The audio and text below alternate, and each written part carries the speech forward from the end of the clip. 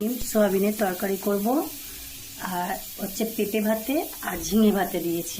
হচ্ছে পেঁপে সিদ্ধ, ঝিঙে সিদ্ধ। ঝিঙে সিদ্ধ খেয়েছে, কাঁচা লঙ্কা দিয়ে ঝিঙে সিদ্ধ মাখলে না ওই জলটা কি ভালো লাগে গো। পেঁপে সিদ্ধ তো খুব ভালোই লাগে। এই হচ্ছে আমার আজকে রান্নার সরঞ্জাম। মাছের জন্য আদা কুড়ানি, আমি রিফাইন তেল দিয়ে করছি, আর লঙ্কা ফোড়ন দিয়েছি, আদা কুড়ানি দিয়েছি, রসুন কুড়ানি দিয়েছি, পেঁয়াজ দিয়ে দেবো, কাঁচা লঙ্কা ছিঁড়ে দিয়েছি। লোটে মাছ গরম গরম ভাত দিয়ে কাঁচকলা ভাত চচ্চড়ি করে এগিয়ে খাওয়া যাবে। এটা আমি লবণ দিয়ে রেখে দিই, বেশি ভাজার দরকার নেই, লোটে মাছগুলো দিয়ে দিলাম। ছড়িয়ে দিয়েছি বন্ধুরা। আমি গরম মশলা একটুখানি তবু দেবো, ধনে পাতা দিলে গরম মশলা এতে লাগে না, কিন্তু তবু আমি একটু দেবো। দিয়ে দেখো আমি নামিয়ে নেবো। জানি না তোমরা কেমন করে খাও, আমি এইভাবে খাই। তোমার কেমন করে খাও আমাকে কমেন্টে জানিও প্লিজ। পেঁপে ভাতে মেখে দিয়েছি, আমার বাবা খাবে বলে পেঁপে ভাত দিতে দিয়েছিলাম। এটা ঝিঙে ভাতে মেখে দিয়েছি কাঁচা লঙ্কা দিয়ে, সর্ষের তেল দিয়ে। এটাতেও কাঁচা লঙ্কা সর্ষের তেল দিয়ে আমার বাবার জন্য মেখে দিয়েছি।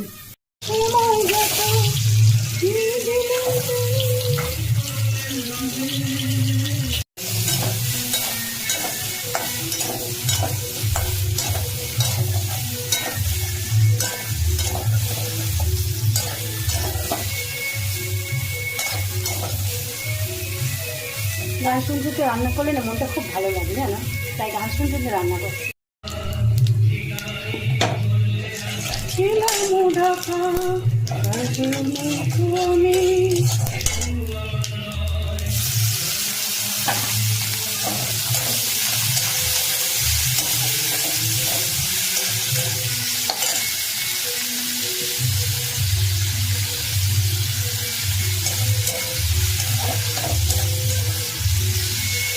এর মধ্যে আদা, রসুন, জিরে গুঁড়ো, ধনে গুঁড়ো, হলুদ গুঁড়ো, কাঁচা লঙ্কা, টমেটো সব একসাথে দিয়ে পেস্ট করে নিয়েছি, বুঝেছি। আর মশলাটা খেতে দেবে।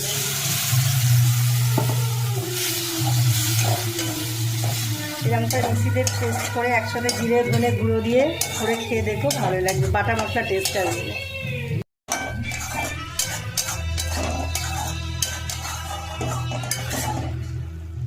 মশলাটা মোটামুটি কষা হয়েছে। এবারে আমি এগুলো আদা ভাজা করে রেখে দিয়েছি সব শুদ্ধ দিয়ে দেবো, দিয়ে একটু জল দিয়ে চাপা দিয়ে রেখে দেবো।